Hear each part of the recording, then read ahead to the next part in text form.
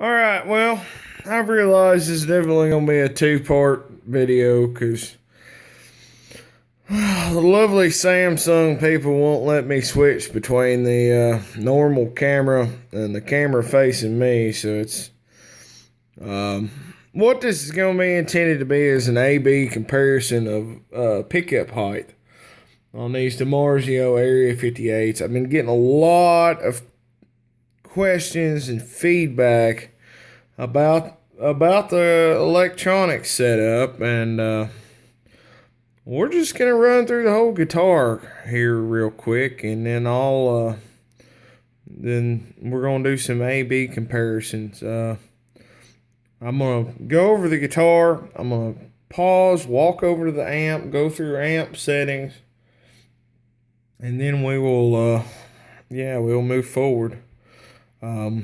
Second part of the two-part series will be playing because I gotta have the camera facing me. I don't have any fancy GoPros, tripods, or none of that stuff. So I got a cell phone that takes pretty good video. So that's what we go with. This guitar, it is let's see if we can pick it up, not bang the shit out of it. It is a hybrid. I bought this beat up ass body in Muscle Shoals, with its multiple holes for back plates, and I don't even run a black back plate, but I've seen conflicting things. I've always called it ice blue. I'm seeing that Mexicans were never ice blue, they were agave blue, so I don't know, it's blue. That's a Callahan. I got his whole bridge set up, but that's a Callahan cold rolled steel block. You notice the ball end of the strings are way down at the bottom. I'm a machinist myself, and that's the way to go. So there's the top of the bridge, and it's not wanting to focus A, and it's dirty B. Bent steel saddle, 6 screw.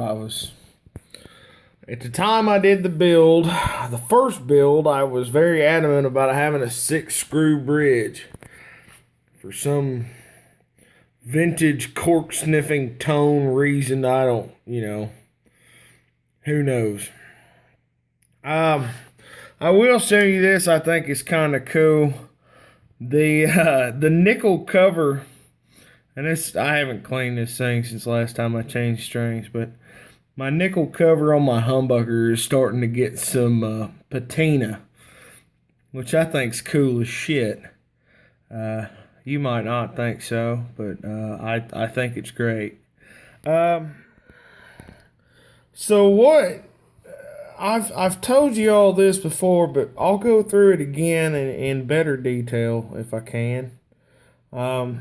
Area 58 by DiMarzio, which is a noiseless stacked single coil. They call it a stacked humbucker. They're noiseless. A 58 and a 58. And then that is a tone zone. I wanted a super distortion for years. I always just wanted a super distortion. Without ever playing one, just the sound of it, the thought and the sound of having a super distortion in a guitar was something I always wanted. And then I looked and I'm like, well, that's going to look goofy as shit with a nickel cover. And this guitar had a nickel covered humbucker in it before, and I thought, well, okay. And I just got to looking at specs and voicings and such, and the tone zone just spoke to me. I really like it, and I'm not knocking any pickup that's out there. Pickups are so damn subjective that, I'm not knocking anything. I will say what I do like and what I don't like, but that, your mileage may vary. Now, for controls, this is a normal 5-way. 250K CTS volume. It's still plugged in as the racket you just heard. 500K CTS tone. 500K, I think it's CTS. I can't fucking remember. No load tone that acts on the bridge. That acts on the bridge. That acts on the neck. Middle's wide open. Reason the middle's wide open is so when I hit this second position, I'm splitting this coil and adding that middle in so I can get quacky second position sounds, which are very important to me. I play, most of the shit you guys see that I've played is all neck pickup and benderific fun, but I do play rhythm sometimes when I'm playing in a group, and that seems to be one of my favorites for rhythm playing. It's usually a combination of neck, middle, or bridge and middle. Just something about it. It kind of cuts through the mix, and I don't know. It's hard to describe. I'm gonna get down here and show you this fretboard, because I think this is also a part of the sound that's overlooked. You see how big those damn frets are? That's Dunlop 6100s. I told you the guitar is a hybrid. Luckily, I have a friend that's a wonderful luthier, and I mean, just I admire him so much that and he probably hates it, but I'm like, hey, I'm getting this, and it's gonna need a refret, man. you know. So he's really good, and I've put a little wear and tear on him, as you see. But the thing about my benderific fun style of playing is I don't really put divots in nothing. I just kind of wear it pretty even. So I guess that's a good thing. The neck is 97 it was made.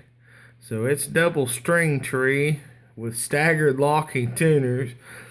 And some of you guys are going to be like, what the fuck are you running a string tree with fucking staggered locking tuners for? You don't need to. I'm like, well, I don't like empty holes in my headstock. And I don't really use a whammy bar that much. If I do, it's pretty subtle. And I don't know. If I yank on it, I expect to knock the son of a bitch out of tune. See, my fingers are in the way there. Anyway, we'll get down here and try to look at the string nut.